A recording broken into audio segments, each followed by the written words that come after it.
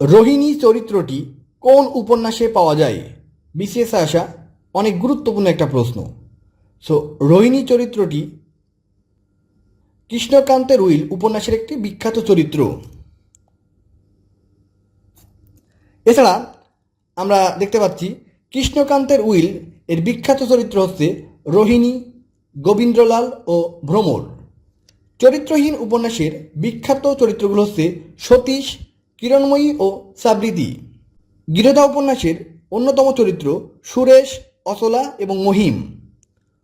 সংসপ্তক উপন্যাসের বিখ্যাত চরিত্র রমজান, হুরমতি ও লেকু।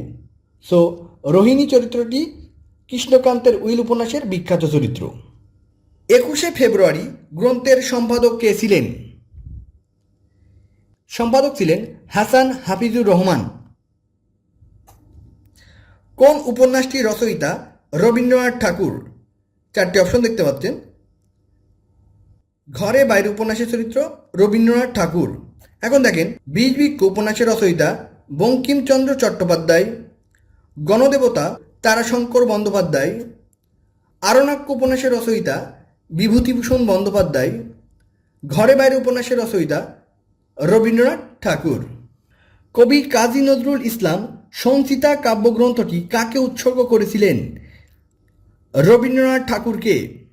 দেখেন কাজী নজরুল ইসলাম তার সংচিতা কাব্যগ্রন্থটি উৎসর্গ করেছিলেন রবীন্দ্রনাথ ঠাকুরকে, আর রবীন্দ্রনাথ ঠাকুর তার বসন্ত নাটকটি উৎসর্গ করেন নজরুল ইসলামকে, অর্থাৎ কাজী নজরুল ইসলামকে উৎসর্গ করেন। জীবনানন্দ দাশের জন্মস্থান কোন জেলায়? বরিশাল জেলায়। জীবনানন্দ দাশ রবীন্দ্র পরবর্তী অন্যতম শ্রেষ্ঠ কবি। তিনি কলকাতায় শিক্ষা ও কর্মজীবন অতিবাহিত করলেও তার জন্মস্থান বরিশাল জেলার ধানসিঁড়ি নদীর তীরে।